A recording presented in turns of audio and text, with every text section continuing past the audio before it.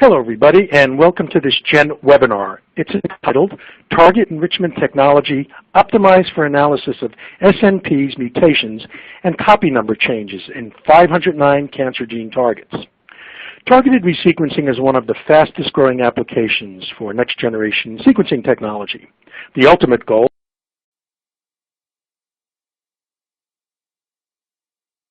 is to look for causative mutations within discrete genomic loci to enhance diagnostic and therapeutic development.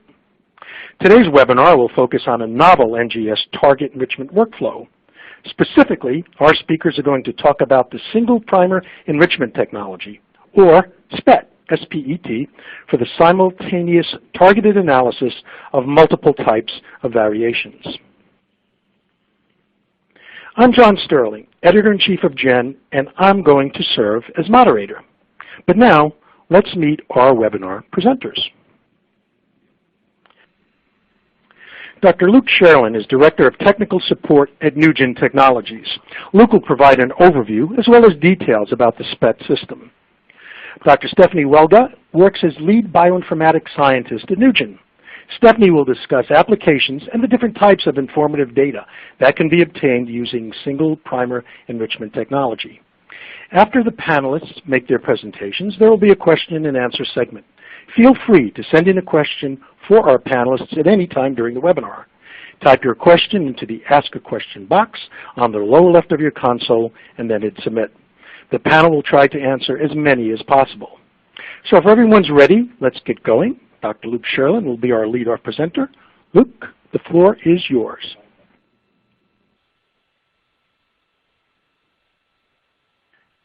Thank you, John, and thanks for the opportunity to discuss NuGEN's products with the audience here at the webinar.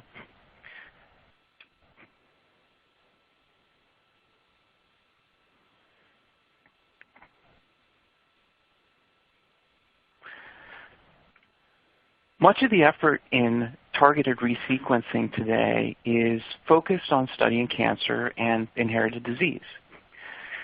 The aberrations most important in this testing, diagnosis, and treatment include translocation events, including fusions, copy number alterations, and single nucleotide variations.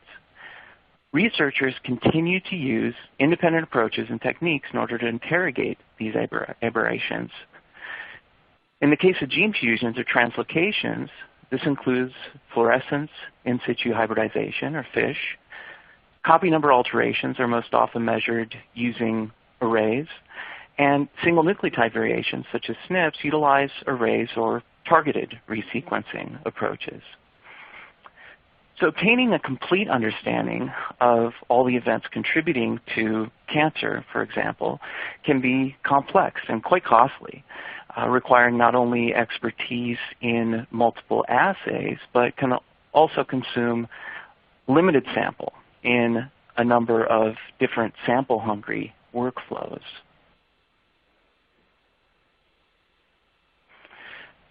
The NuGEN Ovation Target Enrichment System makes available a single low-input workflow that can provide information on multiple aberrations, including mutations, CNVs, and gene fusions. This approach can greatly accelerate the time and significantly reduce the effort required to get to biologically and clinically relevant data.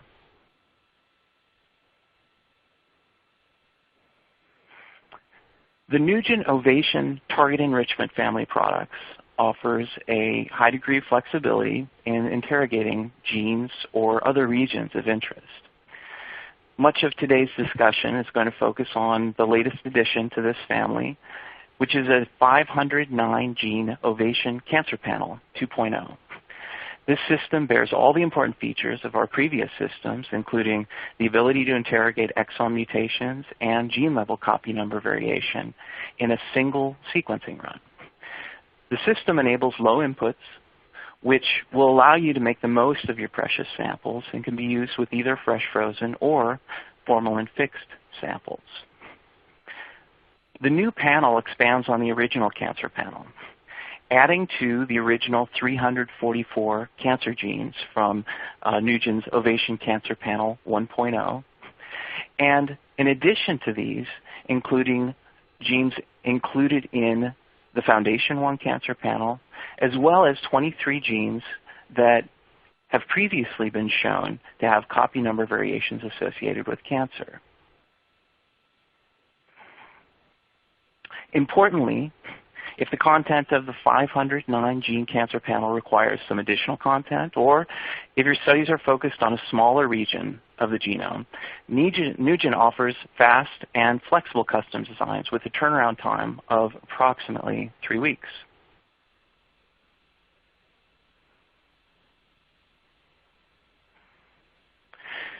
The table shows examples of a few custom designs that have been created for customers and collaborators. As you can see, there's a broad range of target sizes from a single exon at 5 kilobases to hundreds of genes, upwards of 3.5 megabases. Customers have had success with designs exceeding 20 megabases. The table also shows the variety of different species, sample types, and applications and readouts that have been applied using the Ovation Target Enrichment Systems. So at this point, we'll switch the focus a little bit onto the workflow itself and the mechanism of action.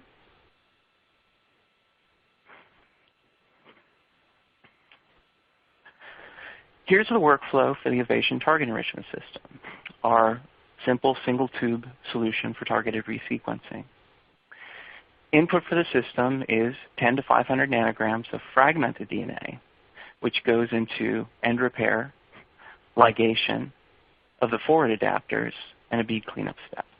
This is followed by typically an overnight hybridization step, which is followed by primer extension, bead purification, and a final enrichment. After a final bead purification, the target enriched library is ready for sequencing. The overall workflow takes about 24 hours, starting on the afternoon of day 1 and ending on the morning of day 2. And as you can see, we have systems that are configured for multiplexing up to 96 samples, and the sequencing uses standard Illumina primers, and no custom primers are required.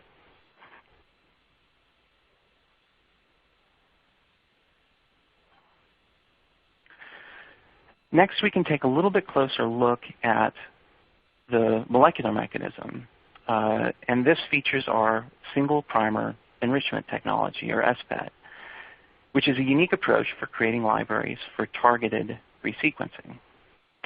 As you can see, the goal of any targeted resequencing is to focus the sequencing efforts on specific regions of interest to obtain readouts, including, as we've mentioned before, single nucleotide variants, and indels, rearrangements, or copy number alterations.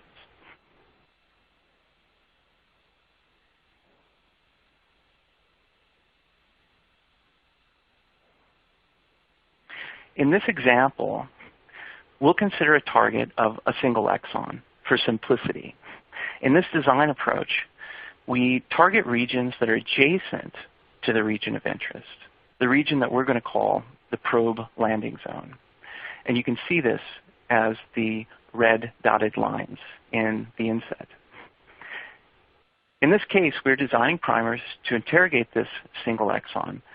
However, in most designs, we will be designing many probes to hundreds or even thousands of exon targets. In the case of long contiguous regions or large exons, we employ a tiling approach, whereby we have more than just 2 probes interrogating a particular exon, but actually have additional probes across the entire region of interest to ensure that we have even coverage across the entire target. In this case, we do have 2 probe landing zones, 1 on each strand. And if we look more closely at this region of interest, we can see how this can work in your hands. The first step of the process is fragmentation to achieve the optimal fragment size for sequencing. And as you can see, we've taken our large genomic DNA and fragmented it down to regions that are approximately 500 base pairs in length. As you can also see, we have a number of different fragments. In some cases, we have an intact target, and in other cases, we only have a fragment of that target. So now we'll get to our first enzymatic step of the process. And this first enzymatic step is ligation of an indexed forward adapter to each strand of each of these molecules.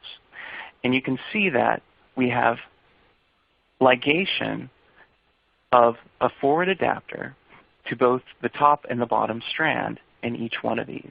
In some cases, we're ligating to fragments that are of no interest, and in other cases, we do have a target region where we will see enrichment taking place. If we take a closer look at the adapter structure, what we can see is that the adapter has not only an 8-base index, which allows for multiplexing, but also has what we term an N6 tag. And this N6 is a random hexamer that is also read during the index read that allows one to mark and identify PCR duplicates. The way that this works is that each of these will have a random N6 sequence. And so we associate this random sequence with a unique ligation event that's taking place. Because the fragmentation is random, we will expect to have a random distribution of different start sites throughout these fragments. And by associating the random tag with the random start site, we're able to identify a unique ligation event taking place to a unique insert. And any of these fragments that contain multiple copies of the random tag and the same start site, we expect to only arise from a PCR enrichment event.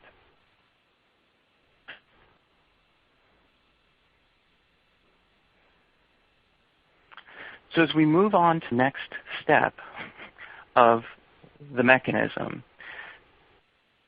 this is where we actually have our single primer enrichment technology taking place. And of course, by single primer, what we mean is that each one of these independent molecules is going to be initially enriched using just a single primer from a single direction. And the way that we do this then is to have the target-specific probes. As we mentioned, we have a probe landing zone that's adjacent to this particular target. And these also include some additional sequence that allows us to take these libraries onto sequencing on an Illumina sequencer. And if we look a little bit more closely at the structure of this, we can see that not only do we have a sequence-specific target, or sorry, a sequence-specific probe that's going to hybridize to our probe landing zone, but we also have a sequence that is the reverse flow cell adapter sequence that will allow us to have a complete library molecule for sequencing.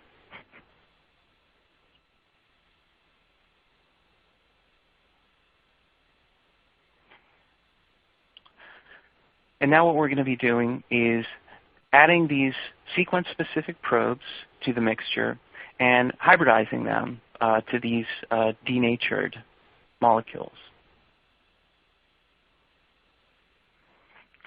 After the overnight hybridization takes place, we can see that the probes themselves have annealed in a sequence-specific manner only to the probe landing zones.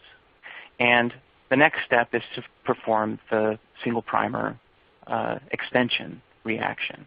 And this single primer extension reaction then is going to create a full-length library molecule. And the extension is only going to be taking place where we have a sequence-specific hybridization event taking place.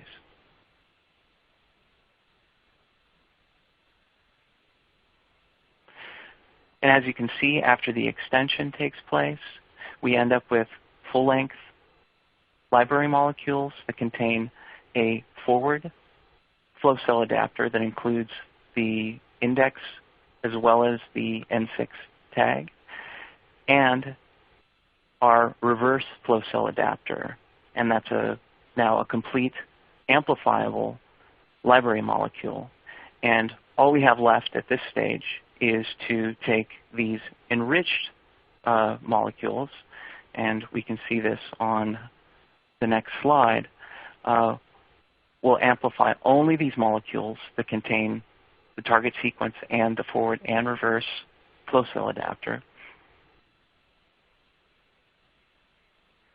And after amplification, now we have an amplified sequencing library that is ready to go on an Illumina sequencer.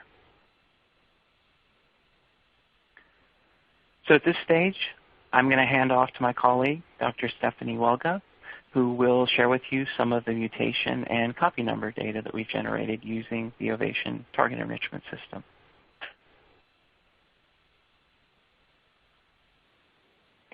Great. Thanks, Luke, for the introduction of the technology. Just quickly, I want to remind everyone that if there are any questions, please remember to submit your questions at the bottom of your screen for the Q&A at the end of the webinar. So now I will spend some time going through some performance data for the Ovation Target Enrichment System with genomic DNA inputs. So on this first slide here, I'm showing some sequencing metrics for the various range of probe sets that we've developed both in-house and also for some of our customers. On the low end, you can see that we have a custom panel that is 35 kilobases in target size, and on the higher end, another custom panel with a target region of 7.1 megabases in size. And what you can see is that regardless of size of the panel, the assay performs essentially the same. So we have high percentage of reads that align to the genome, a high percentage of those reads that are on target, and the uniformity is relatively stable across those different target size ranges. We've yet to see any real limitations yet on our target size. As Luke mentioned, we've also now done a 22 megabase panel that we've seen success with. You'll see in bold there that I've also put the metrics for our new Ovation Cancer Panel 2.0 next to the metrics for our previous Cancer Panel 1.0. And even with the added size of approximately a megabase and a half, we're still seeing similar metrics. So in order to display the accuracy of variant detection with this assay, we've applied the Ovation Cancer Panel 2.0 to 100 nanograms genomic DNA of a HapMap sample NA12878. These enriched libraries were sequenced on a MiSeq, and then after some pre-processing of the sequencing data, including some quality trimming, probe trimming, alignment to the human genome, and PCR duplicate removal, we used the Broad Institute's GATK to call variants. And I'll briefly mention here that very soon we will be releasing a NuGEN base app that will take care of these initial pre-processing steps for you given the raw sequencing data as input. So look for that on base app page very soon. So similar to what I showed on the previous slide, at the top here we see that this particular HapMap data set also has a high alignment and on-target rate, as well as a good uniformity and a low PCR duplicate rate. So once we got a set of variant calls out of GATK, we compared the target bases within the target panel that have more than 20x read coverage to an annotation file from NIST which is a high confidence set of variants for this HapMap sample. And we can download this from Genome in a Bottle. The bottom table summarizes the concordance results for single nucleotide polymorphisms.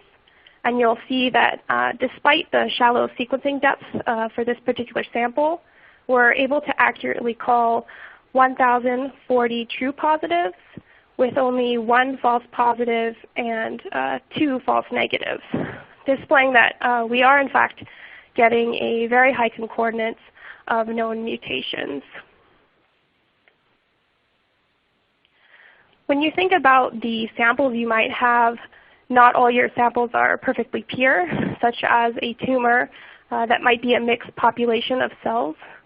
In that case, it's important to know the limit of SNP detection of this assay. So what percentage of DNA can we still identify mutations? So to model that, we've mixed 2 HapMap samples, again NA12878, into NA19238 at various ratios, and then the enriched samples with the Ovation Cancer Panel. So each of the libraries were sequenced and then analyzed for allelic frequencies of 14 SNP locations that were unique to the HapMap sample NA12878. So as you can see at the center of the plot, when we have a 50% mixture of these 2 samples, you see the presence of each of those 14 SNPs at 50%, where 50% of the allele is derived from the 12878 sample and 50% is derived from the other sample. As we step down and mix only 20% of the 12878 sample with 80% of the other, we see close to 20% allelic frequency of the 14 SNPs. And then in the zoom-in box in the corner there, you can see that we are accurately identifying allelic frequencies down to even the 5% mixture. And even still, at the 1% mixture, we are able to identify most of the variants. So we're very confident that in mixed samples, you will be able to identify at least down to 5% consistently with this system. So that summarized some of our performance data for SNP detection. Now I will talk a little bit about some performance data for copy number detection with this system. So to test our ability to accurately detect various copy number levels, we've used back clones for 2 different genes, EGFR and KIT. These are 2 genes that have been shown previously to have copy number variation. And we added these constructs to promega male genomic DNA. Promega male is a mix of several individuals, so it very nicely serves as a copy number reference genome, where all genes are assumed to be approximately 2 copies or 2N. So these back clones were spiked in to achieve 3, 4, 6, 10, and then 20 copies in this promega male genomic DNA. And these values were verified by qPCR. The libraries were then enriched with the Ovation Cancer Panel 2.0 and then sequenced on a MiSeq. Because of the consistent performance of our probes, we are able to apply a very simple probe-based read counting method to compute copy number values from the processed sequencing data, and then compare that to the normal promega male counts. So as shown on the graphs here on the slide, for both EGFR on the left and also KIT on the right, we are able to replicate the expected copy numbers quite well, from 3 copies all the way to 20 copies. Shown on the next slide here, in addition to detecting copy number gains, we have the ability to detect significant copy number losses.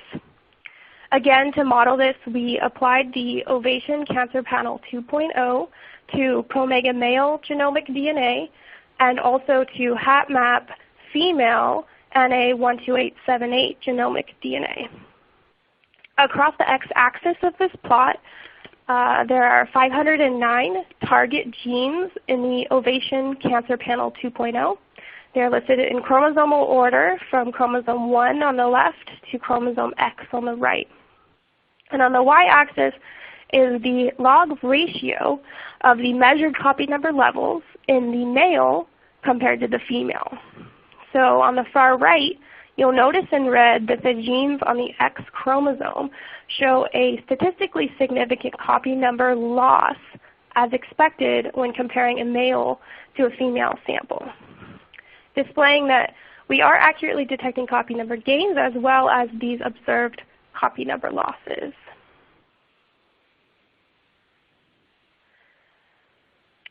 To further test the accuracy of our copy number measurements, we've also applied the Ovation Cancer Panel 2.0 to 100 nanograms genomic DNA from 4 cancer reference samples that we've obtained from HorizonDx.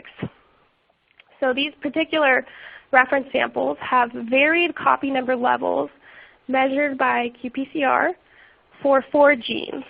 And those genes are ERBB2, also known as HER2, MET, EGFR, and aurora kinase A.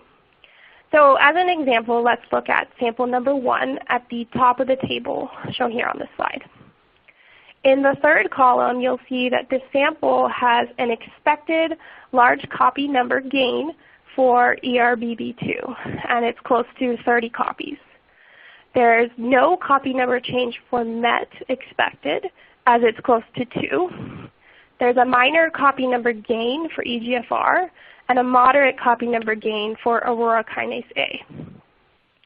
In the fourth column, we list the copy number levels as measured by the sequencing data compared to a normal copy number sample.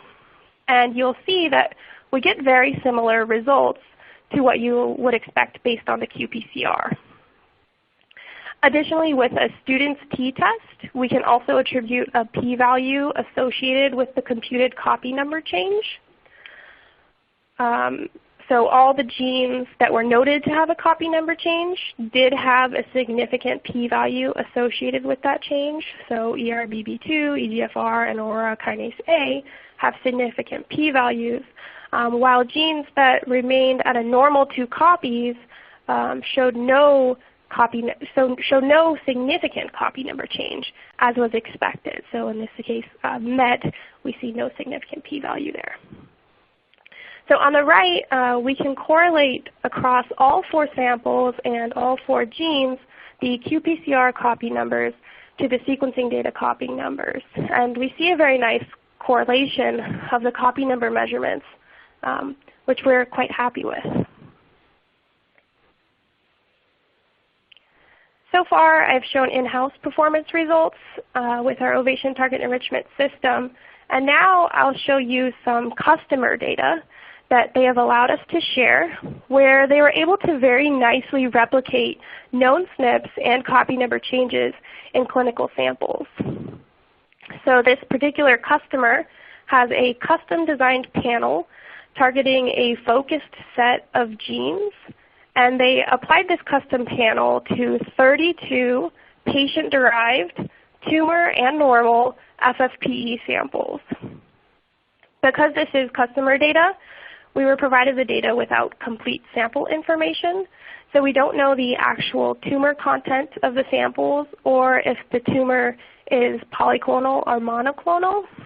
But what we do know and have is a set of validated 12 copy number changes and 15 SNPs that were identified with an orthogonal method, the Foundation 1 screen, and for 9 of the 32 samples. Shown on this first slide here, the results, these are the results for the cross-validated SNPs with the variant and genomic location of the variant listed on the left. the sample and the expected mutation listed on the middle columns, and finally the occurrence of bases within the customer's Ovation Target Enrichment sequencing data at that particular SNP location.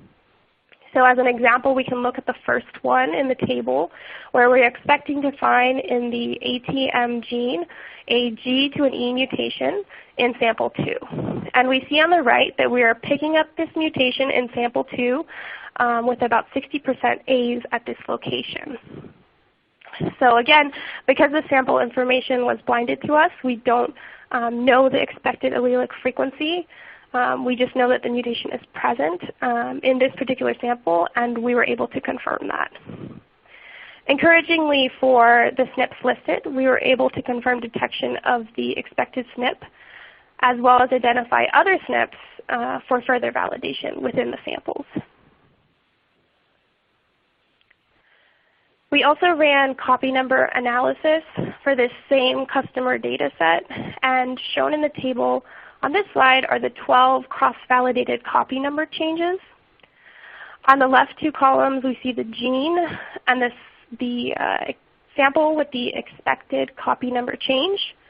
And in the right 2 columns, we list the copy number as measured by the Ovation Target Enrichment data, along with the p-value significance associated with the copy number change.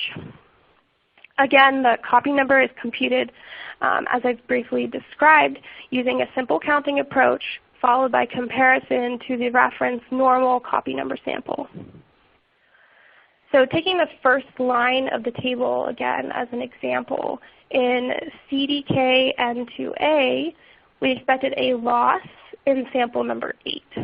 And we've measured now 0.53 copy number loss in the data for sample number 8, and that measurement is statistically significant change denoted in the final column. In the second example, we also expected a copy number loss in sample number 11 for the same gene, and we again see a loss with a measured copy number of 1.5. Although this particular copy number change does not pass our stringent significance test, as noted in the final column, but we are still detecting this loss.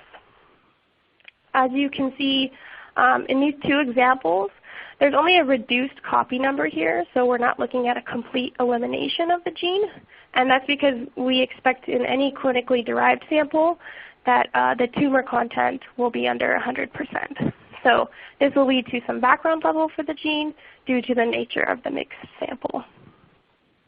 Alternatively, in some cases, we could be observing a heterozygous deletion, and in which case there would still exist a single copy of the gene within that particular sample. So again, because the samples were blinded to us, we don't know the exact nature of the tumor content, but we are able to detect the changes. So within these clinical FFPE samples, we are able to validate these events, and we're also able to validate additional candidate copy number changes in all 32 of the samples. So on the next slide, we can look at a representation of this. So in this plot, each of the 32 samples is shown as a separate point along the x-axis, and the y-axis shows the copy number for the MCL1 gene as measured by the Ovation Target Enrichment System.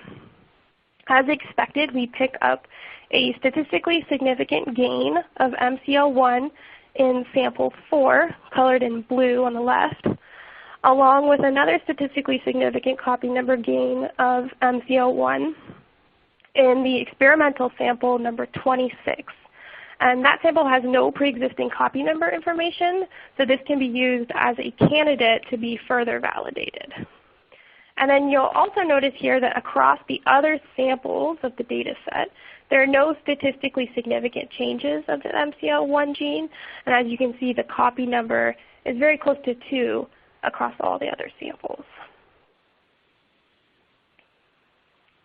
On the next slide here, there's one more example where we have the level of FGFR2 gene plotted for each of the 32 samples.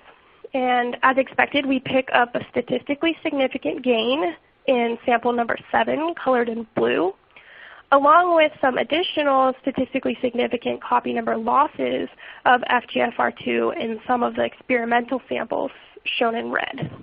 So again, these additional changes can be used by the customer as candidates for further copy number validation. So that summarized performance metrics for our Ovation Target Enrichment System with genomic DNA inputs.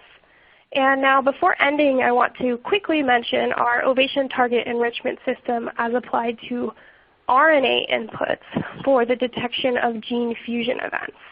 This is something that we just published this summer in PLOS One. Our Ovation Gene Fusion Panel targets 500 genes known previously to be involved in gene fusion events, either by a handful of public databases or literature searches. So for the probe design here, unlike DNA, we don't have introns flanking our exon targets. So for the design of our probes for the RNA inputs, we've taken a different approach where instead the probes are placed inside the exons at the edges facing out towards the exon-exon junction. So shown on this slide are 2 examples of how we can make gene fusion identifications. In the case on the top, we've designed probes to the exons of both genes of the fusion event. The blue arrows on the top strand can be extended in the direction of the arrow across the exon-exon junction and into the red gene. So this creates a forward read that would come from the red gene and a reverse read that would come from the blue gene in order to identify the fusion event. So additionally, the red arrows on the other strand of the cDNA can also be extended across the exon-exon junction into the blue gene, creating a forward read that would come from the blue gene and a reverse read that would come from the red gene. So you'll also be able to detect the fusion that way as well. In the second case at the bottom, we have only designed probes to target the exons of the blue gene. And you can see though that the blue probes pointing towards the gray gene will still be extended across the exon-exon junction and into the gray gene. So because of this, we're also able with this technology to detect novel gene fusion events to genes outside of those included in our fusion panel. This next slide is actually figure 2 from the recent publication, and it shows why using targeted RNA sequencing for fusion detection is so important. So across the bottom are 4 gene fusion events that we've identified in Universal Human Reference UHR RNA. And along the y-axis, we're looking at the number of sequencing reads that support that fusion event. In blue, we have a targeted sequencing experiment sequenced with only 1.6 million reads.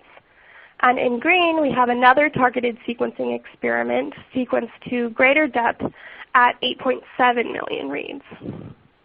In red is a publicly available data set that was a 125 million paired end standard RNA sequencing library.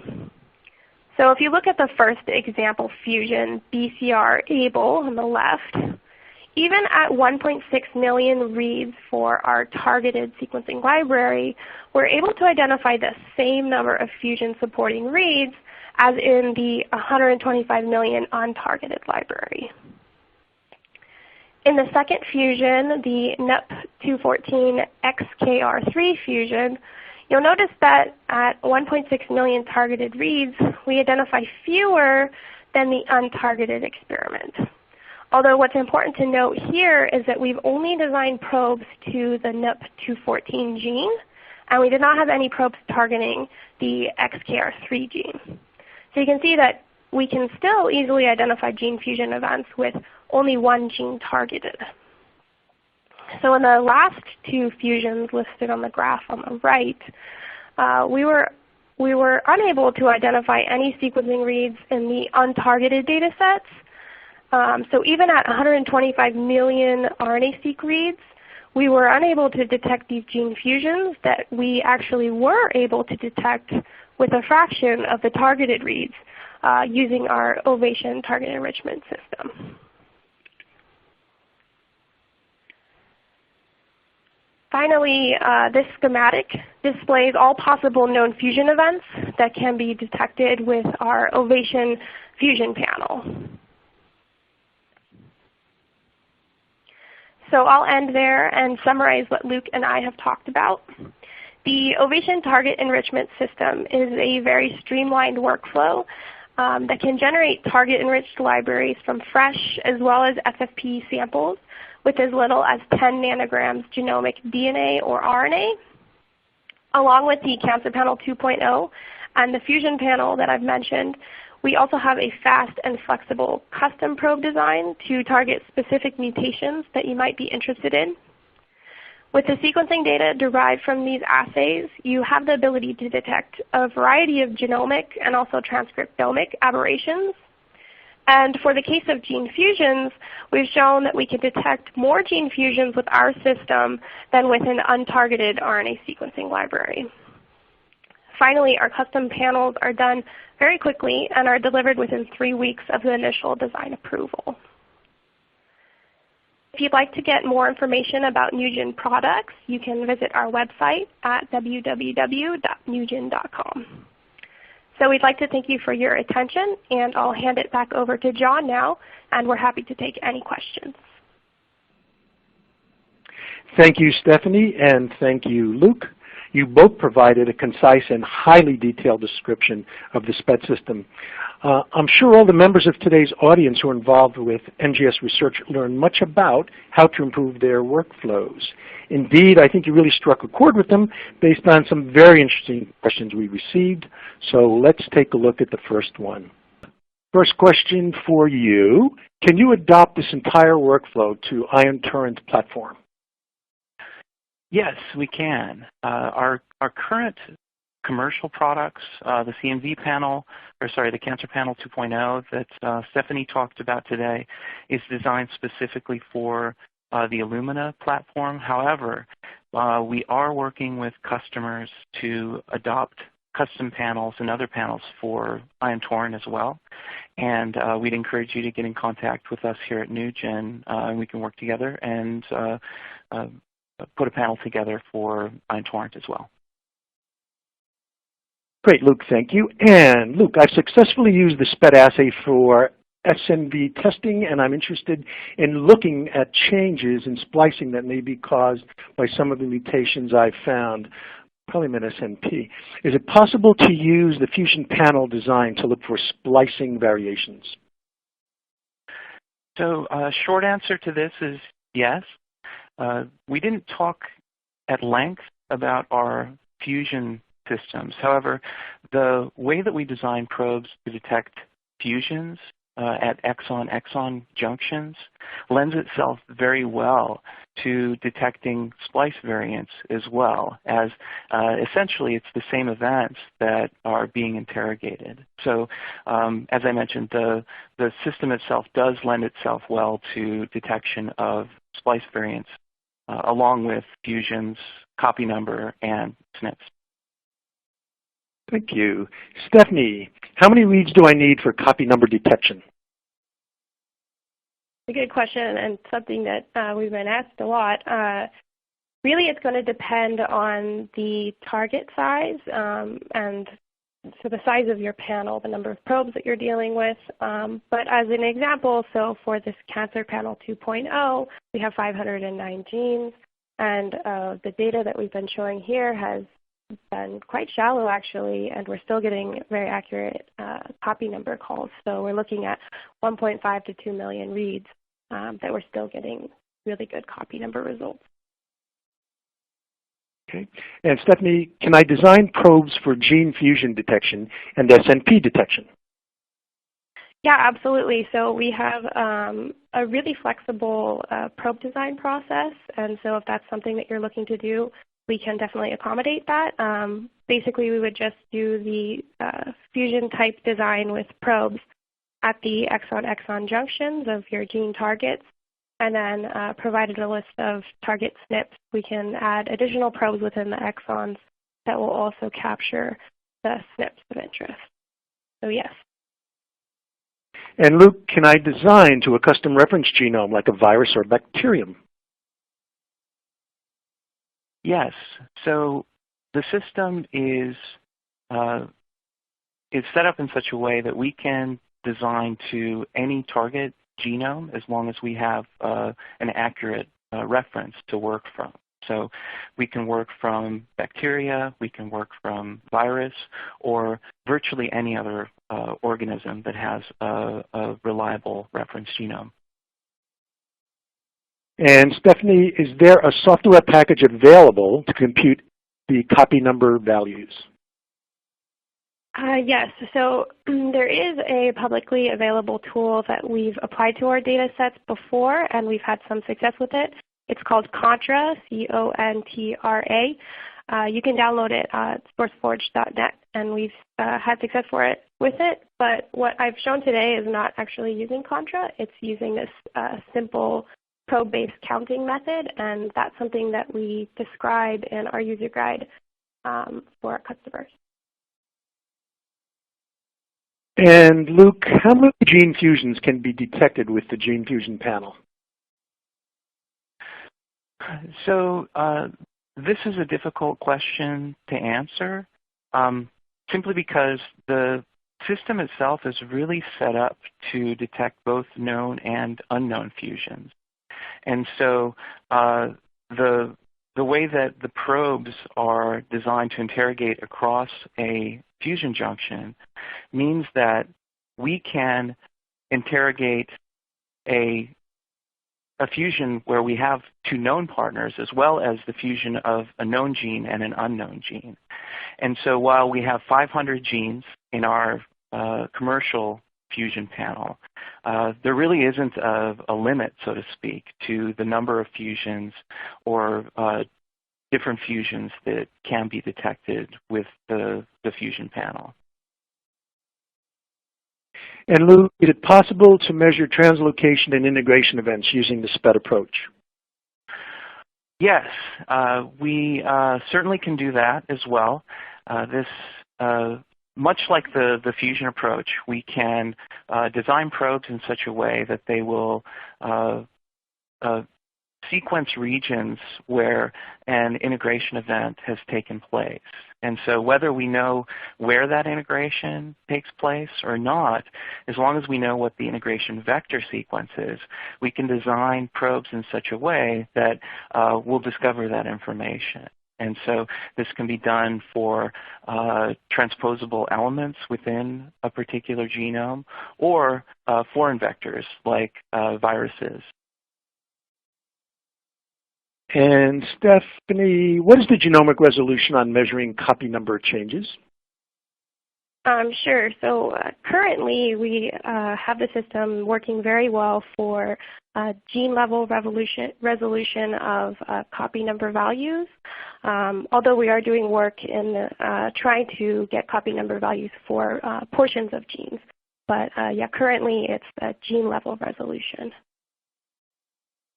Thank you, Stephanie. Well, unfortunately, we've run out of time, but please note that this webinar will be archived for 6 months on our website, www.genangnews.com.